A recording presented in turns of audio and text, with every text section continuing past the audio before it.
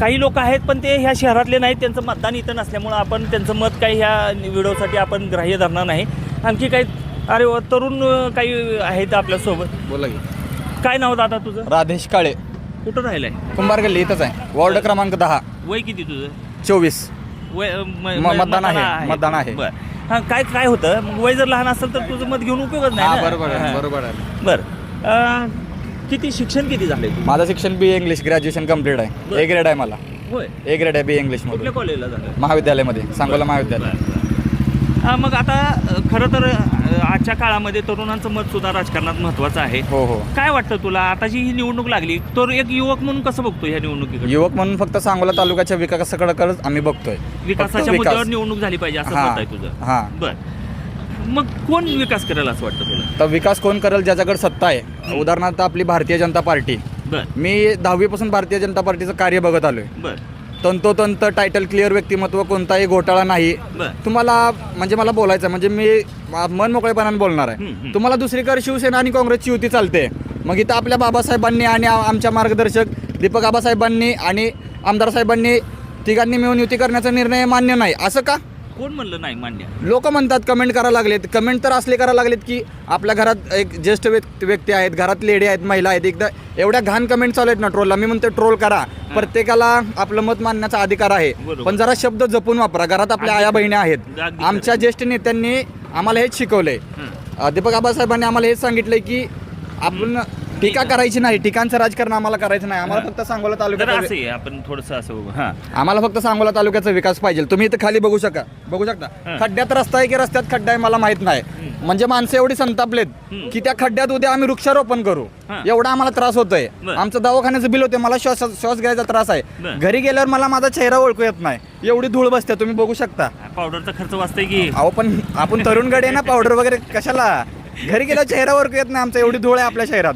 घरांमध्ये जेवायला बसले की एवढं वारा आले की सगळी धूळ जाते त्या.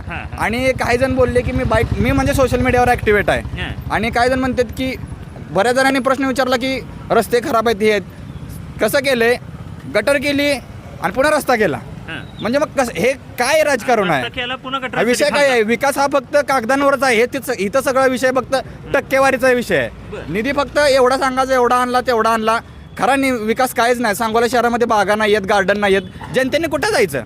कुठं जायचं? जनतेने का रस्त्यावर म्हणजे परिवाराला घेऊन कुठं म्हणजे एक विरंगुळा शांततेत वातावरण आहे का इथं? तुम्ही वरनं एवढा निधी मंजूर घेता, तुम्ही एवढी सगळी पोस्टर देता. आता आमचं नाभिक समाजाचं कार्यालय आहे, तुम्ही आमच्या समाजाच्या कार्यालयामध्ये आला, तुम्ही बोलला, भाषण दिला, पण आमचं कार्यालयाचं काम तुम्ही का केलं नाही? मी आज तरुण व्यक्तिमत्व आहे, तुम्ही बोलताय, तुम्ही आमच्या पोस्ट टाकताय, तुम्ही का केलं नाही मला सांगा ना.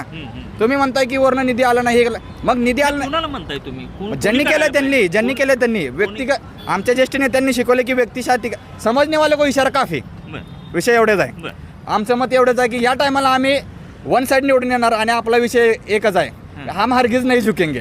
कोणी काय पण करू द्या. माझं एकच मत आहे की महाभारतामध्ये जसं 100 कौरव एका बाजूला होते आणि 5 पांडव एका बाजूला होते, विजय हा शेवटी सत्याचाच होतो मला खात्री आहे. त्यामुळे मारुती आबा बनकर हे 5 ते 10 हजारच्या मताने 100% निवडून येणार.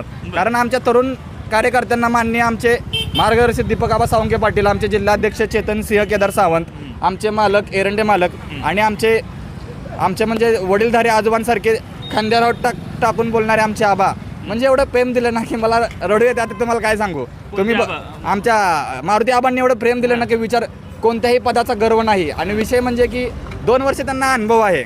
मी काय म्हणतो, एक्सपिरियन्स इज बेटर. एक्सपिरियन्स भेटच पाहिजे, क्वालिटी देऊ नका. तुझं बोलताना का नाही मला थोडंसं आणखी एक मुद्दा आत्ता ऐनवेळी सुचला बरं का. खांद्यावर हात टाकणारे आबा म्हणला तू. सांगोला शहर आणि आबा या नावाचं एक खूप जवळचं नातं आहे असं मला वाटतंय. हो आहे.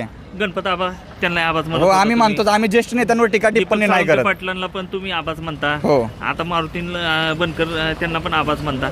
काय ह्या आबा शब्दामागची एक प्रेम आहे, एक आपुलकी आहे, एक वडीलधारीपणा, एक म्हणजे मित्रासारखं त्यांचं एवढं म्हणजे वय जास्त असून सुद्धा ते आम्हाला मित्रासारखं मार्गदर्शन करतात की असं करा तसं करा. कुठेही अडचण असू द्या, दीपक आबांना तुम्ही एक फोन करा, एका कॉलमध्ये प्रॉब्लेम सॉल्व्ह. आबा सुट्टी देत नाहीत कार्यकर्त्यांच्या अडचणी सोडवायला. त्यामुळं सर्व कार्यकर्त्यांचा त्यांच्या मागेही सपोर्ट आहे. व आमचे जिल्हाध्यक्ष बाळासाहेब चेतन केदार सावंत असतील, एवढा सपोर्ट करताना कोणतीही अडचण असू द्या. म्हणजे आमच्या समाज, मी नाभिक समाजाचा आहे, आमच्या समाजातल्या अडचणी असू द्या, म्हणजे आमच्या समाजातली कार्यकर्ते हे करतात की आरोग्य विभागामध्ये आम्हाला अडचण आली, असं अडचण आली, मी फोन घेऊन जातो आणि ते जवळ हात टाकून एका खुर्चीला साईडला बसून कोणताही गर्व नाही ते आमचे जिल्हाध्यक्ष अडचण सोडवण्याचा प्रयत्न करतात आणि 100% सोडवतात. आता ही तू समाज म्हणून तुमच्या नाभिक समाजाच्या अडचणी सांगितला, एक युवक म्हणून काय वाटतं तुला, आणखी शिक्षणाच्या चांगल्या सुविधा इथं व्हायला पाहिजे? होय, तर मेडिकल कॉलेजेस झाले पाहिजे, शिक्षणाच्या सुविधा पण झाले पाहिजे आणि संधी मिळाल्या. रोजगाराची संधी तर सांगोल्यात म्हणजे नाही म्हणण्यासारखीच आहे. सगळे तरुण आपले पुण्याला जातात, IT पार्क शोधतात. IT पार्क मंजूर करता तुम्ही सांगोल्याला मध्ये म्हणजे काही काळात म्हणजे खूप कार्य आले पण ह्यांनी मंजूर करून घेतले नाही. हे म्हणतात की हे विषय थोडेसे विधानसभेच्या लेवलचे आहेत. शहरामध्ये आता मला सांग की ह्या सगळ्या शिक्षणाचा बेस असतो प्राथमिक शिक्षण देणं, आरोग्याच्या सुविधा देणं हे नगरपालिकेचं काम असतं. नगरपालिकेच्या शाळा कुठं कुठं आहेत, किती आहेत माहिती आहे का? नगरपालिकेच्या शाळा आता बोटावर मोजण्या इतक्या राहिलेल्या आहेत, कारण तुम्ही त्यांना वरून निधी उपलब्ध करून देत नाही. निधी आहे ते फक्त कागदावरच आहे, मग तो गेला कुठे? आता आम्ही तर तुम्हाला जाब विचारू शकत नाही. सरकारने त्यासाठी म्हणजे कार्यालय पण काढलेले आहेत, थोर व्यक्तिमत्व विचारतात. पण आपण कसं सर्वसामान्य व्यक्तिमत्व, पण आपण बोलायला भेट नाही, आपलं कोण मालक नाही आहे. कारण आम्हाला मार्गदर्शन करणारे आमचे ज्येष्ठ नेते आमच्या पाठीमागे खंबीर आहेत. दीपक आबा सावंगे पाटील, आमचे अध्यक्ष चेतनसिंह केदार सावंत असतील, आणि भारतीय जनता पार्टी ही तुम्ही बघू शकता की भारतीय जनता पार्टीचं हे नाव लौकिक अख्ख्या जगामध्ये नव्हे, पूर्ण पृथ्वीवर किती म्हणजे खंड आहेत त्या सगळ्यांमध्ये होते. आपल्या मोदी साहेबांना मिळणारी जी रिस्पेक्ट आहे ती तुम्ही बघू शकता. आपले भारताचे पहिले पंतप्रधान कुठं थांबत होते आणि आपल्या मोदी साहेबांना जी म्हणजे कुठे थांबवते, त्यांना अध्यक्षपद दिलं जातं, त्यांचा विचार केला जातो. म्हणजे त्यांना एक मित्रासारखं म्हणजे दुसऱ्या राष्ट्राचे पंतप्रधान वागवतात. अगदी खरं आहे. पण आपण आता जी निवडणूक आहे ती शहराची आहे. आपण देशाच्या राज्याच्या प्रश्नापेक्षा शहराच्या प्रश्नावर जर बोललो तर बरं पडेल. शहराचे प्रश्न तर तुम्हाला सांगतो, मेन म्हणजे रस्त्याचा प्रश्न आहे. विकास काय नाहीये, तरुणांना रोजगार नाहीये, विकास म्हणजे फक्त कागदावरच आहे. मी काय म्हणतो माहिती आहे का, नागरिकांना माझं एक सामान्य कार्यकर्ता म्हणून आश्वासन आहे की तुम्ही कोणत्याही आश्वासनाला बळी पडू नका. ज्या नेत्याने काम केले, जे नेते तुमच्या रोज उठता बसतात, तुम्ही 4 पैशाकडे बघून मतदान देऊ नका. तुम्ही जे पैसे घेऊन देताय, तुम्हाला 5 वर्ष त्या व्यक्तीला तुम्हाला सामोरे जायचं आहे. तुम्ही मतदान हे खुल्या मनाने करा आणि जो काम करतोय त्याला तुम्ही मतदान घ्या. तुमचे 2 पैशाची किंमत हे तुम्हाला 5 वर्ष मोजायची आहे, तुम्ही लक्षात ठेवा. तुझं मत आणि तुझे विचार अतिशय परखड आणि स्पष्ट आहेत. मला एका वाक्यात सांग, येणाऱ्या निवडणुकीत कसं असेल चित्र? येणाऱ्या निवडणुकीला मी काय म्हणतो, हम बोल के नाही हम करके दिखाएंगे. येत्या 3 तारखेला तुम्हाला आमच्या आबांचं लीड हे करेल.